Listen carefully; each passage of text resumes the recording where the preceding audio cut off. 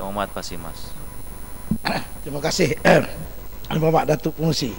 Saya merujuk pada 0200 Jabatan Hubungan Dua Hala dan 0300 Jabatan Hal Ehwal Pelbagai Hala. Saya juga bersama dengan Ahli Parlimen Seri Gading dan juga Tumpat. Cuma tinggal lagi secara ringkas, saya nak bertanya pihak Kementerian Luar Negeri.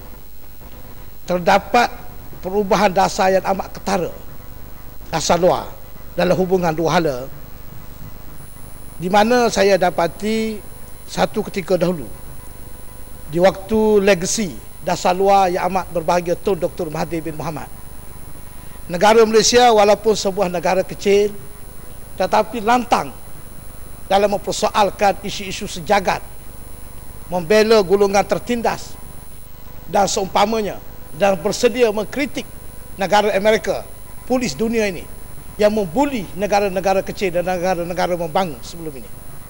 Maka sebab itulah kita lihat, Yang Mohd Datuk Pengerusi, Malaysia dipandang tinggi pada waktu itu, yang menyebabkan kita dilantik menjadi pengurusi OIC, pengurusi 6, dan cukup dipandang tinggi.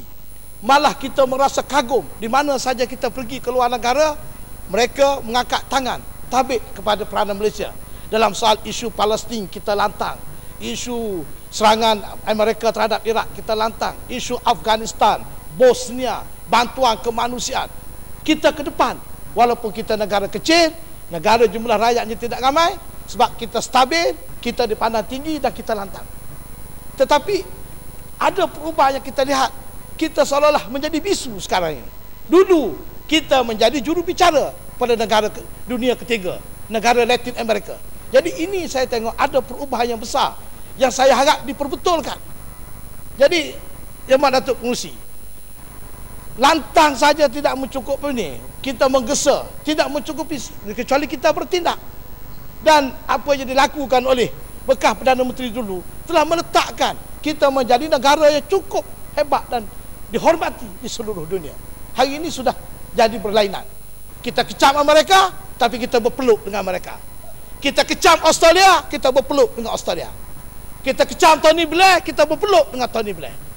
Dan segala apa ni yang dulu laluan yang telah diusahakan oleh bekas Perdana Menteri dulu terbiar begitu saja. Saya menyokong apa yang disebut oleh Seri Gading tadi, masalah Amerika yang menjadi pengganas dunia. Memang usaha bekas Perdana Menteri tidak terhenti sampai sekarang. Baru-baru ini dianjurkan satu convention tingkat antarabangsa, make a war as a criminal, jadikan perang sebagai penjenayah, dan Amerika juga merupakan penjenayah besar. Tapi apa kita buat? Apakah Kementerian Luar tidak menyusuli dasar-dasar perjuangan seumpama ini dengan membisu 1000 bahasa? Dan malah kita tengok, saya nak tanya hubungan dua hala dengan negara-negara yang kita lihat proaktif dengan negara kita. Dulu kita tengok saya nak tanya dari segi hubungan, ditingkatkan hubungan dengan Libya, dengan Sudan yang sudah banyak memberi ruang perniagaan kepada rakyat Malaysia. Iran tambah-tambah lagi. Saya nak sebut sini, Tuan Pengerusi, nak minta Kementerian Luar kalau boleh menulis surat terima kasih kepada Presiden Ahmad Nidijat. Saya mengikuti rombongan yang amat berbahagia Tun Dr. Mahathir pada 29 hari bulan baru ini sehingga 2 hari bulan lawatan ke Iran.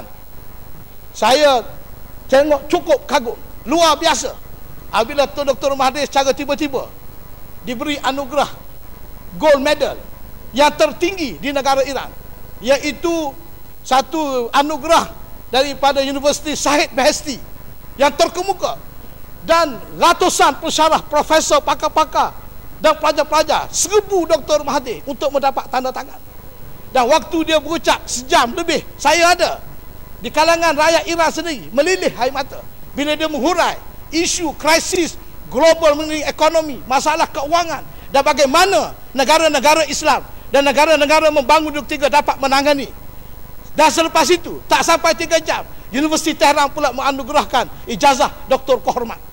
Dan juga dihadiri oleh tidak sedikit sindikawan daripada negara Iran, dan beliau diberi taraf tetamu negara, di mana seolah-olah sebagai seorang Perdana Menteri. Oleh itu saya nak cadang kepada Kementerian Luar, tulis surat terima kasih di atas layanan yang begitu istimewa, keluar TV tiap malam, keluar surat khabar tiap hari. Dan apa maknanya itu? Sebab dia memandang tinggi kepada dasar luar negara kita dan tidak mudah nak mendapat pengiktirafan negara Iran ini. Iran dilihat sebagai musuh kepada negara Amerika yang atas isu nuklear, tetapi dia memandang tinggi. Oleh itu saya cadangkan juga, nak tanya sejauh mana hubungan kita dengan Iran patut dipertingkatkan lagi dengan Libya, dengan Sudan. Jangan duk pilih negara-negara Timur Tengah yang jenis pengampu pada Amerika ni, tali baruk pada Amerika ni. Malah kita duk jaga, duk layan, duk hormat, tapi ruang untuk rakyat Malaysia mencari perniagaan pun tidak sebagaimana negara-negara ini. Kita tahu. Sebab itu saya mencadangkan supaya legasi dasar luar ini diteruskan, dan ini juga boleh bukan saja negara luar menghormati kita, tetapi juga boleh menarik pelancong. Orang datang ke Malaysia itu sebab orang hormat pada Malaysia. Kita pergi di mana-mana saja. Saya waktu di Iran, yang bawa berusi jenuh cari sapu tangan. Orang Iran cium sana, cium sini. Atau ni, yang bawa tergadik. Lelaki ke perempuan? Lelaki. Yang perempuan? Lelaki perempuan dah. Sebab Iran cukup strict dengan Islam ni.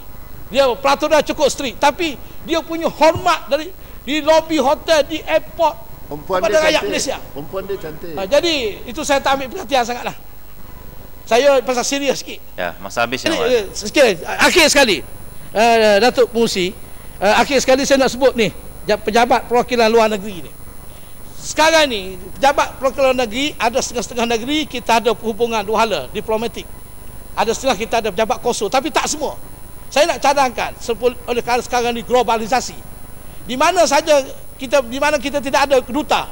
Kita ada duta ni cover negeri-negeri jiran. Tetapi paling tidak ada pejabat konsul di tiap-tiap negeri ni.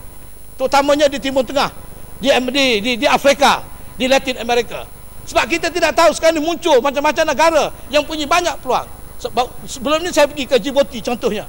Baru ni Menteri Kesihatan melawat, Timbalan Menteri Luar layan, Timbalan Menteri Kesihatan layan. Cukup bagus. Dua-dua Timbalan Menteri ni saya cukup. Ini kalau jaga Malaysia macam ni, naiklah nama Malaysia. Dua-dua ni.